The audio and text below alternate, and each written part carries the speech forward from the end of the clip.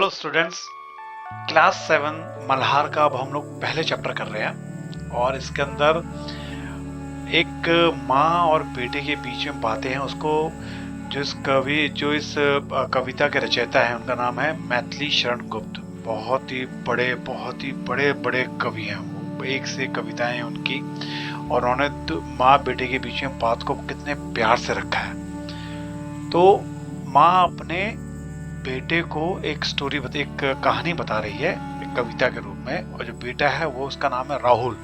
राहुल कौन? राहुल सिद्धार्थ। कौन? गौतम बुद्ध। उनका बचपन का नाम था सिद्धार्थ राहुल। ठीक है, उनको ये कहानी सुना रही है।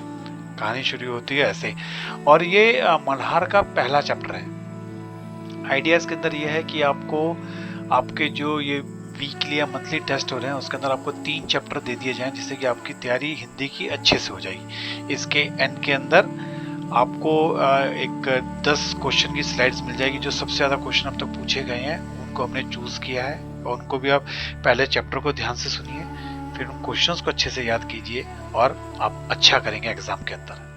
मेहनत करेंगे तो पक्के अच्छे मार्क्स आएंगे। और इसके बीच में मैं आपसे कुछ क्वेश्चंस भी पूछूंगा, तो उनको आप इसको पोयम को बड़े ध्यान से सुनिए, जिससे कि आप उन चीज का जवाब दे पाए और अच्छे से तैयारी कर पाए। माँ क्या है कहानी? माँ क्या है कहानी? बेटा समझ लिया तूने मुझे कि अपनी नानी। भाई आखिरी में यही बोला था कि भाई कहानी कौन सुनाता है? नानी। कहती है मुझसे ये चीटी। चीटी कौन होगी? जो हाउस हेल्प होती है ना, हाउस हेल्प को चीटी कहते हैं। कहती है मुझसे ये चीटी, तू मेरी नानी की बेटी। भाई तू मेरी नानी की बेटी तो है, अगर नानी कहानी सुना सकती है तो जीन्स तो आपके भी वही है, तो आप कहानी सुनाओ। कह माँ कह लेटी ही लेटी। माँ लेटी रहे, लेट के ही कह। राजा था या रानी, राजा था या रानी, माँ कह एक कहानी। तू है हटी मानधन मेरे। तू हटी माने जिद्दी, मानधन माने तू मेरा सम्मान है, तू मेरे को प्रिय है, तू मेरे को बहुत अच्छा लगता है। सुन उपवन में बड़े सवेरे। उपवन माने बाग।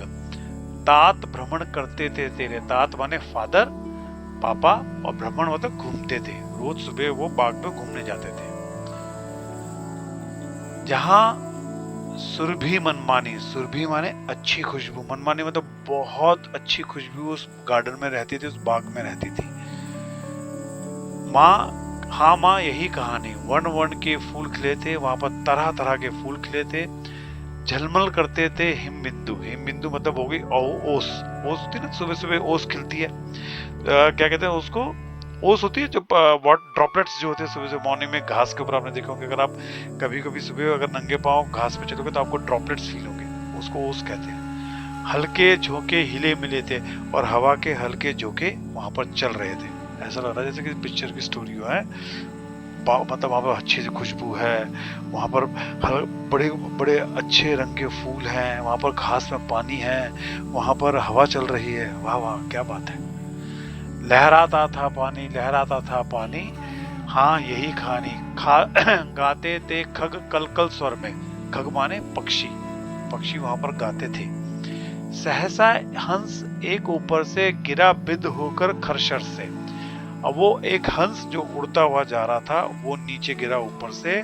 बिद हो गया मतलब किसी ने उसको तीर मारा। जब तीर बॉडी में घुसता है, शरीर में घुसता है, उसको बोलते हैं बिधना। तो बिध, तो तीर से वो बिध के नीचे गिरा। हुई पक्ष की हानि, हुई पक्ष की हानि, करुणा भरी कहानी। किसी पक्षी की हानि हुई और इस कहानी में बहुत दुख है।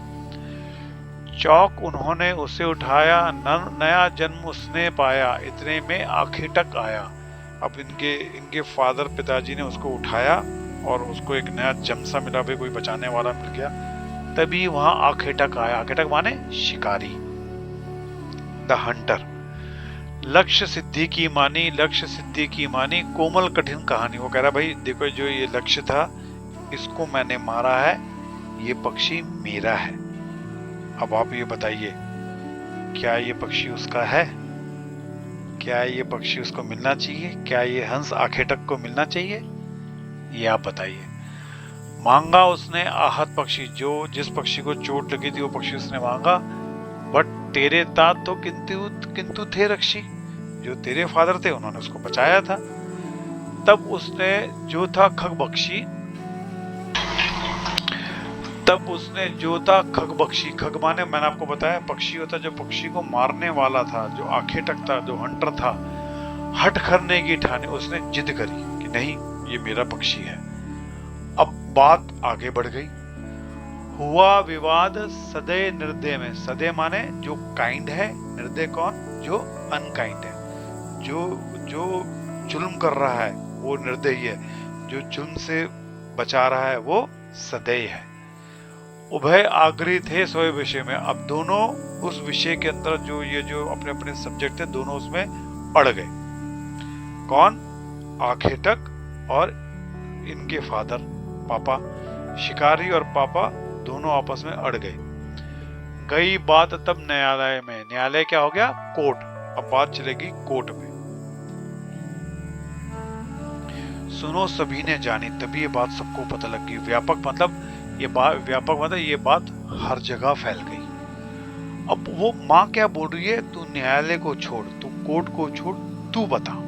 मैं भी यही कहता हूं, आप न्यायालय कोर्ट को छोड़ो, आप एज ए स्टूडेंट इस बात को बताओ, आप किस बात का पक्ष लोगे। और ये बात अब बिना डरे कहो। निर्भय माने बिना डरे। आप किस साइड लोगे? राहुल आप किस साइड लोगे? स्टूडेंट्स आप किस साइड लोगे? सुन लूं तेरी बानी। मैं बानी मतलब आवाज, मैं तेरी बात सुनना चाहती हूँ। माँ मेरी क्या बानी, मैं सुन रहा कहानी। कह रहा माँ मैं क्या बोलूं, मैं तो कहानी सुन रहा हूं। कोई निरपराध को मारे, वो हंस की क्या गलती थी? वो तो निरपराध था, मतलब विदाउट एनी वो गलती के था, कोई उसने मिस्टेक नहीं की थी। उसको उस आखेटक शिकारी ने क्यों मारा? तो क्यों ना उसे कोई उबारे बिना गलती की। जब उसको मारा गया तो कोई ना कोई उसको बचाएगा। उबारना मतलब उसको उस गलती से बचाना, जिसने उसको मारा था उसको ठीक करना, मेडिकेशन देना, ठीक करना। रक्षक पर भक्षक को उबारे।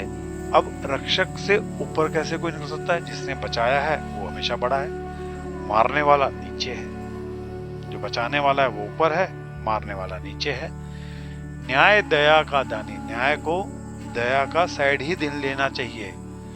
और तूने, माँ कह रही तूने गुनी कहानी। अब तूने जो इस कहानी का जो क्रक्स था, जो मतलब था, जो गूढ़ मतलब था, वो तेरे को समझ में आ गया कि रक्षक पर भक्षक को वार, रक्षक से ऊपर भक्षक, भक्षक से ऊपर रक्षक है।